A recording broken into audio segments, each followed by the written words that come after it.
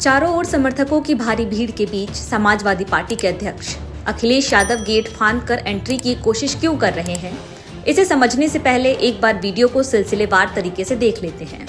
जयप्रकाश नारायण की जयंती के अवसर पर लखनऊ में JPNIC पर जोरदार हंगामा हुआ।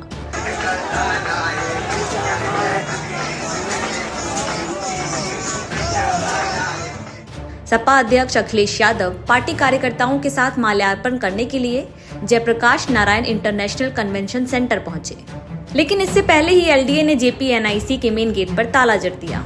ऐसे में ताला बंद होने के कारण अखिलेश यादव JPNIC का गेट फांदकर अंदर गए और वहां उन्होंने लोकनायक जयप्रकाश नारायण की प्रतिमा पर माल्यार्पण किया।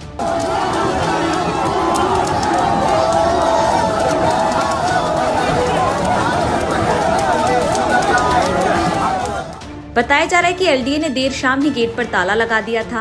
गेट फांदकर कोई ना जा पाए, इसके लिए लोहे की चादर की दीवार भी लगा दी गई।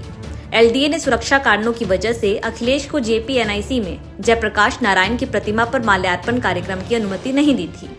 इसके विरोध में बड़ी संख्या में सपा कार्यकर्ता धरने पर बैठ गए। वहीं JPNIC के बाहर भारी संख्या में पुलिस फोर्स तैनात कर दी गई। इस बीच मौके पर अखिलेश यादव पहुंचे और गेट फांदकर JPNIC के अंदर चले गए।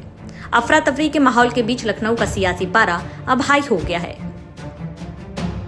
JPNIC के अंदर जयप्रकाश की प्रतिमा पर माल्यार्पण करने के बाद समाजवादी पार्टी के अध्यक्ष अखिलेश यादव ने CM योगी और BJP सरकार पर जमकर निशाना साधा। ये कोई पहली बार नहीं है कि इस JP समाजवाद म्यूजियम में हम लोग माल्यार्पण करने पहली बार आ रहे हों, लेकिन पता नहीं सरकार टीन की शेड लगा करके, टीने लगा करके, दरवाजा बंद कर करके, ताला लगा करके पता नहीं क्या बताना चाहती थी। जनता की शक्ति के सामने सरकार की शक्ति का कुछ असर नहीं है। मुझे दुख इस बात का है कि पुलिस लगा करके यहाँ रोक रहे हैं। अधिकारी इस बात के लिए तैयार नहीं है कि किससे पूछें, तो कम से कम ये देश की और प्रदेश की जनता जाने और लोग जाने आखिरकार कौन रोक रहा है।